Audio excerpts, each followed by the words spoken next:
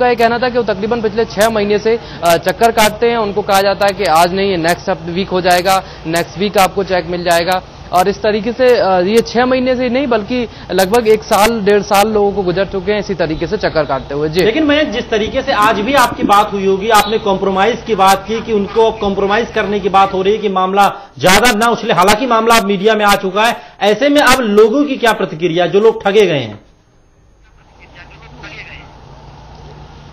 देखिए, यहाँ पर तकरीबन मैं आपको बता दूं कि यहाँ पर जो इस पूरे अगर इशू को आप देखें तो सिरसा शहर के आसपास तकरीबन 50 से 60 किलोमीटर दूर का जो एरिया है, ग्रामीण इलाका है। ऐसे में अगर एक गांव से तकरीबन 10 लोगों ने भी अगर इन्वेस्टमेंट किया है वहां पर, तो उसमें जो व्यक्ति पढ़ा लिखा होता है वो उन सबको मूव करा के ले जाता है और आगे जाकर जो है कानूनी कार्रवाई करता है। क्योंकि तकरीबन 15-20 दिन पहले की बात है जब ऑफिस में लोग पहुंचे थे और उन्होंने जाकर वहां का शटर बंद कर दिया था। इसके बाद PSCL की तरफ से जो है पुलिस स्टेशन में कंप्लेंट की गई थी। तो यही सबसे बड़ी परेशानी है कि जो लोग हैं वो कुछ लोग ग्रामीण हैं और उनको जो लीड करने वाला एक व्यक्ति है पढ़ा लिखा है। और आज वही चीज देखने को मिली कि जो 50-60 लोग जो थे जो कंप्रोमाइज के लिए आने वाले थे, उसमें से कुछ लोग जो लीड किया गया जिन लोगों द्वारा, उनकी बाहर ही जो है इस तरीके कंप्रोमाइज की खबरें मिल रही कि उन्होंने बाहर ही कंप्रोमाइज कर लिया। और यही वजह है कि वो लोग जिनका टाइम सुबह कल 11 बजे का आज सुबह रखा गया था, उसके बाद उस टाइम को जब हमें जो हमारी बातचीत हुई तो उस टाइम को शाम को 4 बजे का रखा गया। लेकिन उसके बाद पुलिस स्टेशन आने के बजाय बाहर ही दोनों पार्टियों ने कंप्रोमाइज कर लिया। और शायद PSCL ने जो कहा जा रहा है कि कुछ लिखकर दे दिया गया कि आपकी जो पेमेंट है वो आपको दे दी जाएगी और भरोसा दिला दिया गया। जी मयंक, भरोसा जरूर दिलाया गया है, लेकिन जो कार्रवाई बनती है वो कार्रवाई नहीं हो पा रही है। क्या CBI को लेकर भी लोग सवाल वहां पर खड़े कर रहे हैं? क्योंकि CBI अपना काम ठीक ढंग से नहीं कर रही है। अगर कर रही होती तो आज गिरफ्तारी हो चुकी होती। देखिए, लोगों को इस बारे में जानकारी अभी हाल ही में लगी है कि ये केस जो है CBI के पास पहुंचा है और उनके कई जो बैंक अकाउंट्स हैं उनको सील कर दिया गया है। और जिनके खिलाफ सबसे ज्यादा आरोप हैं वो विदेश में बैठे हुए हैं। ये बात जो है लोगों को अभी मालूम पड़ी है। तो लोग अब धीरे धीरे पहुंच रहे हैं, ऑफिस में पहुंच रहे हैं। लेकिन यहाँ वही चीज है कि सबसे बड़ी प्रॉब्लम यहाँ पर यह है कि जो लोग हैं, जितने भी जो इन्वेस्टर हैं, मोस्टली इन्वेस्टर ऐसे हैं जो किसान हैं, जिन लोगों ने अपना पैसा लगाया है, किसान है या फिर किसी की प्रॉपर्टी सेल हुई, उसने अपना पैसा पूरी एक FD में लगा दिया 1.5 लाख 2 लाख। लेकिन उन लोगों को कोई लीड करने वाले जो हैं वो लोग नहीं है। और जो लोग उनको लीड करते हैं वो लोग आपस में सेटिंग कर लेते हैं। और हालत ये होता है कि अगर 15 लोगों को एक व्यक्ति लीड कर रहा है, कोई पढ़ा लिखा व्यक्ति लीड कर रहा है, तो वो अपनी बाहर खाने जिस तरीके की चीजें आज देखने को मिली और उसने लीड किया और उसके बाद वहां से उसके बाहरी तौर पर ही सेटिंग की। और आलम ये हुआ कि जो लोग उसके पीछे चल रहे थे, हर एक व्यक्ति के पीछे 10 से 5 लोग, वो लोग ऐसे ही रह गए और उनको शायद खाली हाथ ही लौटना पड़ेगा कुछ दिनों बाद। फिलहाल जब हमारी जिस तरीके की तस्वीर निकलकर सामने आ रही वो एक बार फिर सवालिया निशान खड़े कर रही है। मैं आपसे जानना चाहूंगा विवेक शर्मा जी, अभी आपने सुना हमारे संवाददाता जो सिरसा में मौजूद हैं, जो तमाम जो पीड़ित हैं उनसे मुलाकात की, कॉम्प्रोमाइज की बात अब शुरू हो गई है। क्या इसकी भी गुंजाइश अब बची हुई है इसमें? देखिए, कॉम्प्रोमाइज तो जो फाइनेंशियल ऑफेंसेस होते हैं उनमें अधिकतर करके कॉम्प्रोमाइज हो सकता है।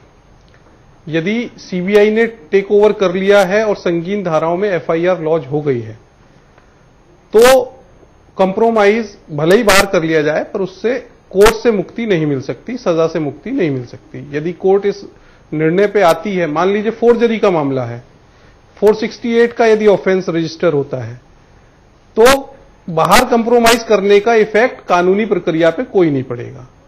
यदि मान लीजिए सिर्फ 420 का मामला है और इसमें आप आउटसाइड द कोर्ट सेटलमेंट कर लेते हैं तो ऑफ कोर्स वो सेटलमेंट आपका कोर्ट में भी एग्जिस्ट करेगा, सबसिस्ट करेगा। तो ये विषय है इसमें। बिल्कुल, जिस तरीके से ये अब कहीं ना कहीं कॉम्प्रोमाइज की बात शुरू हो गई है हमारे साथ। लेकिन इसमें एक बात और है, जैसा आपका रिपोर्टर बता रहे हैं, कंप्रोमाइज भी किन के साथ हो रहा है? वो उस एक आदमी के साथ जिसके पीछे 50 लोग हैं। तो उस एक आदमी से कंप्रोमाइज कर लिया, ऐसे 50-60 लोगों से कंप्रोमाइज करके कंप्रोमाइज हो गया ये कह देना, ये बिल्कुल बड़ा सवाल इसीलिए विवेक जी ये है कि CBI ने अपनी जांच में यह पाया है कि 5 करोड़ लोग ठगे गए हैं। तकरीबन 45,000 करोड़ रुपए की ये पूरी ठगी का मामला है। हमारे साथ वरिष्ठ पत्रकार JR शरण भी मौजूद हैं। जी.आर. शरण जी, जिस तरीके से अब कॉम्प्रोमाइज की बात हो रही है, जबकि सीबीआई ने अपनी जांच में पाया है कि 5 करोड़ लोग ठगे हैं, क्या इतना आसान है ये सब? देखिए, आसान नहीं, ये नामुमकिन है। सबको 45,000 करोड़ वापस कर ही नहीं सकते। लेकिन मैं सबसे बड़ा सवाल आज आपके चैनल के द्वारा ये उठाना चाहूंगा कि क्या इस देश में इन्वेस्टिगेटिंग एजेंसीज लाइक सीबीआई और मॉनिटरिंग एजेंसीज लाइक सेबी, उनका दायित्व नहीं बनता है? सबसे पहले तो उनके चीफ्स को कटघरे में खड़ा करना चाहिए कि आप, क्योंकि ये आम आदमी का पैसा है, क्योंकि इसको पॉलिटिकल क्या शेल्टर मिला हुआ है। शरण जी, आपने बहुत सही बात कही है। विडंबना यही है कि सेबी अपनी अच्छे से जांच नहीं कर रही है, पता नहीं करना नहीं चाहती है कि इसके पीछे रीजन कुछ और है। यहाँ पर सीबीआई पीछे हाथ खींच रहे हैं, स्पेशली इस मामले में। देखिए, सबसे बड़ी बात यह है कि इन लोगों को पॉलिटिकल सपोर्ट मिलता है, पॉलिटिकल लोग इनके पीछे रहते हैं, उनका इन पे हाथ रहता है, तो वो लोग उनको बचाव करते हैं। और सबसे बड़ी बात, इसका मोडस ऑफ ऑपरेंडी मैं आपको बता दूं, ये पैसा सरदार जी के नाम पे पीएससीएल को नहीं मिला जी। ये पैसा उनको मिलता है लोकल सब ब्रोकर्स के नाम पे, जो उस एरिया में रहते हैं, इन्फ्लुएंशियल लोग रहते हैं, वो उनको कमीशन मिलता है 30% ये पैसा इकट्ठा करने के लिए जी। अब 30% वो क्या करता है, क्योंकि उसके आपस में उस गांव में या उस कस्बे में उसका इन्फ्लुएंस है, तो पैसा कलेक्ट कर लेता है। और बाद में पहले लोग उस आदमी को पकड़ते हैं, वो तो कहते हैं कि पैसा हमने आपको दिया, बिल्कुल, लेकिन ये बड़े लोग चुंगल से भाग जाते हैं। अब ये देखिए, ये भी ऑस्ट्रेलिया जाके बैठे हुए हैं, यहाँ पर विश्वास पर सवाल खड़ा हो रहा है। तो वही तो है कि ये भी ऑस्ट्रेलिया जाके बैठे हुए हैं जी। अब जो लोकल आदमी है वो क्या करेगा, पैसा तो उसने वो आगे बढ़ा दिया अपना 30% कमीशन लेके, और ये लोग 18 से 20% या 24% की इंटरेस्ट रेट बताते हैं। मुझे बताइए कि 30 और 18 भी अगर आप दे रहे हैं तो 48% हो गया। ऐसा कौन सा बिजनेस ये करेंगे जिससे 48% रिटर्न कर पाएंगे? ये तो जनता को सबसे बड़ा ये है कि शारदा और सहारा के साथ जो हुआ, उसके बाद अब ये मल्टी स्टेट कोऑपरेटिव, निधि कंपनी, म्यूचुअल बेनिफिट कंपनियों में पैसा लगाना ही नहीं चाहिए, क्योंकि ये सारे फ्रॉड के दूसरे कहीं ना कहीं लोगों को जागना होगा, लोगों में अवेयरनेस। और हमारे इस कार्यक्रम को पेश करने का जो मकसद है वो भी यही है कि लोग अवेयर हो जाएं, लोग सजग हो जाएं कि जिस तरीके से लगातार नई नई कंपनियां ठगी करती रहती हैं और लोगों का जो मेहनत की कमाई है उसको लूटती रहती हैं। हमारे साथ वरिष्ठ वकील विवेक शर्मा बने हुए लगा। विवेक जी, क्या इस देश में इतना आसान हो गया है लोगों को लूटना कि आप एक नई योजना लेकर आइए, लोगों के सामने उसको रखिए और लोगों को अपने तरीके से आप उनका करोड़ों रुपया डकार कर विदेश चले जाइए? और वकील जी, ये जिस तरीके से विवेक शर्मा जी, एक सवाल मेरा इससे ही जुड़ा हुआ है, बहुत ही महत्वपूर्ण सवाल है कि ऐसा पहली बार नहीं हुआ है। जिस तरीके से जी.आर. शरण जी भी बता रहे थे, इससे पहले भी कई चिटफंड कंपनियां हैं जो निवेशकों को ठग चुकी हैं, पूरी सच्चाई सामने आ चुकी है। उसके बाद भी इस तरीके की कंपनियां आखिर कैसे कामयाब हो जाती हैं, आखिर कैसे निवेशकों को ये बेवकूफ बनाने में कामयाब हो पाते हैं? देखिए, जैसा शरण साहब ने बताया कि एक पूरी की पूरी मोडस ऑपरेंडी इसके पीछे काम करती है।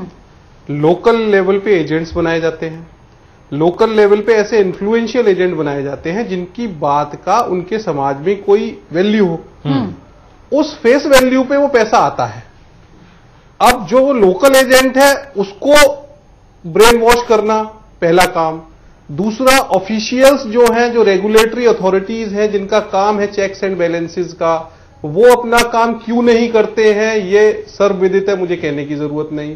तीसरा, ये सारे फ्रॉड करके सीधे जाके ऐसे देश में जाके बैठ जाना जहां से हमारी एक्स्ट्राडिशन ट्रीटी नहीं है, वापस कौन लाएगा इनको वहां से, तो ये सब करना। और तीसरा जो बहुत इंपॉर्टेंट पहलू है वो आम आदमी का लालच।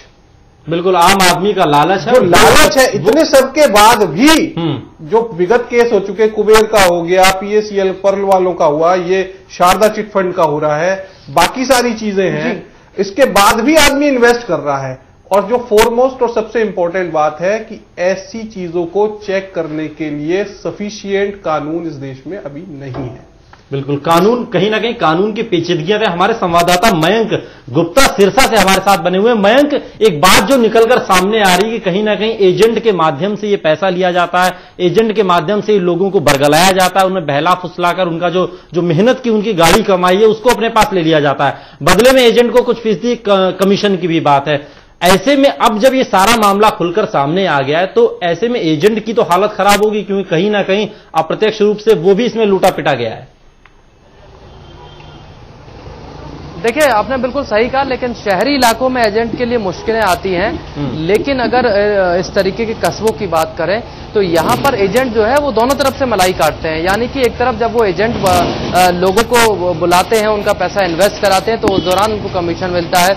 लेकिन जब उनका पैसा फंस जाता है या इस तरीके का फ्रॉड होता है तो लोग जाते हैं, जिन लोगों ने पैसा इन्वेस्ट किया है, जब इन्वेस्टर डिमांड करते हैं अपने पैसों की, तो ऐसे में इन्वेस्टर को फिर कंपनी जो है वो एजेंट को पैसा देती है और ये कहती है कि आप इन लोगों को शांत कराइए। जिस तरीके से आज जो चीजें हुई हैं, ये सेम उसी तरीके से चीजें हुई। यानी कि एजेंट ने जिस समय लोगों से पैसा इन्वेस्ट कराया, उस दौरान भी मलाई काटी, और अब जब लोग अपनी आवाज उठाने के लिए खड़े हुए तो उनको उठाकर लाना, उनको लाकर और पूरा एकदम कंपनी के सामने लेके आना, प्रदर्शन करना और कंपनी के साथ उस बारे में डील करना। लेकिन इस डील के दौरान होता क्या है, जिस तरीके से आज हुआ, यानी कि आज 11 बजे का समय रखा गया था कि कंपनी जो है वो पुलिस स्टेशन में आएगी और दोनों पार्टियां जो आपस में बैठकर तय कर लेंगी।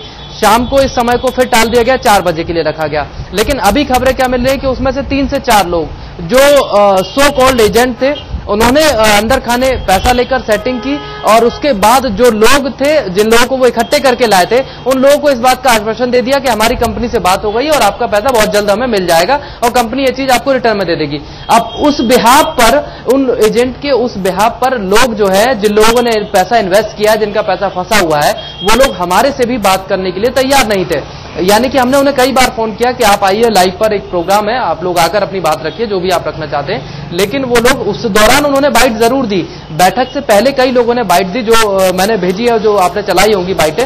लेकिन इसके अलावा अगर लाइव पे खड़े होने की बात करें तो 4 बजे के बाद से कोई भी व्यक्ति फोन उठाने को तैयार नहीं है। तो यहाँ अगर आप एजेंट की बात करें तो जितने भी कस्बे होते हैं या देहात का इलाका होता है, यहाँ एजेंट दोनों तरफ से जो है मलाई काटता है। जी, एक बड़ा सवाल यहाँ पर खड़ा हो रहा है, जिस तरीके से आपने सेटिंग की बात की, सेटिंग को आखिर लोग कितना समझ पा रहे हैं और कितने अवेयर हैं, यहाँ पर लोग जानने की कोशिश की आपने। क्या वो ये जो चिटफंड कंपनियां हैं, इनका खेल उनकी समझ में आ रहा है, या फिर जब एजेंट उनके पास पहुंचते हैं, जो उनके सामने पेश कर दिया गया, उसी पर विश्वास करके और अपना पैसा उसमें लगा देते हैं?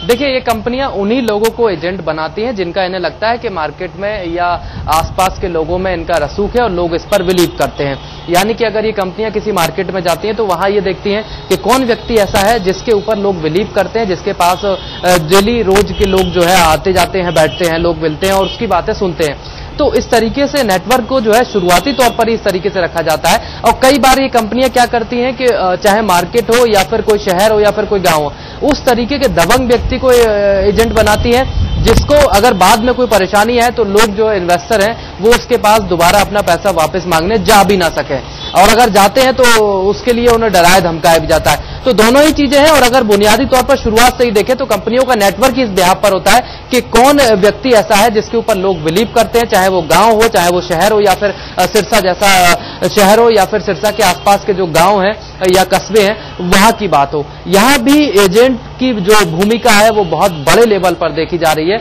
यानी कि हर गली के अंदर एक एजेंट, ऐसा एक व्यक्ति को एजेंट बनाया हुआ है जिसको लोग जानते हैं, या जो वहां का थोड़ा सा जिसे कहा जाए पॉपुलर व्यक्ति है, तो उसको ही ये लोग टारगेट करते हैं और उस दौरान भी उसको कमीशन मिलता है। और बाद में जब लोग परेशान होते हैं, जैसे कि अभी खबर आई कि सीबीआई ने छापा मारा है, सीबीआई ने केस दर्ज किए हैं, उसके बाद जब लोग परेशान होकर उस एजेंट के पास पहुंचते हैं, तो कस्बे में यही परेशानी, कस्बे में लोग कंपनी के बजाय उस एजेंट के पास पहुंचते हैं और फिर वो एजेंट उन लोगों को इकट्ठा करता है, कंपनी के सामने ले जाता है, प्रदर्शन कराता है, धरना कराता है, इवन यहां कहा जाए तो मीडिया के सामने भी ले जाता है। लेकिन हालत ये होती है कि कंपनी उस एजेंट को पैसे देकर खरीद लेती है और वो एजेंट उन लोगों को कुछ दिनों के लिए शांत कर देता है। वही चीज जो आज हुई, सेम इसी तरीके की चीजें और प्लानिंग जो है वो कंपनी करती रहती है। जी मयंक, लौटेंगे आपके पास, फिलहाल यहाँ रुक रहे हैं एक छोटे से ब्रेक के लिए। पीएससीएल ऑपरेशन लगातार हमारा जारी है।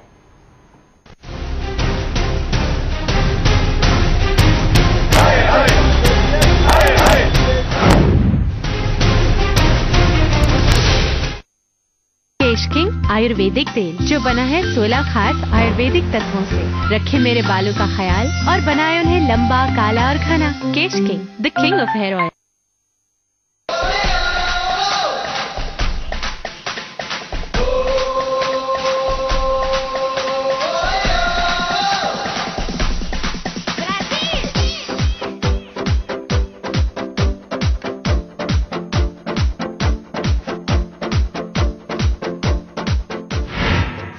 Capital of Brazil. देखिए शाम 7:30 बजे सिर्फ चैनल 1 पर।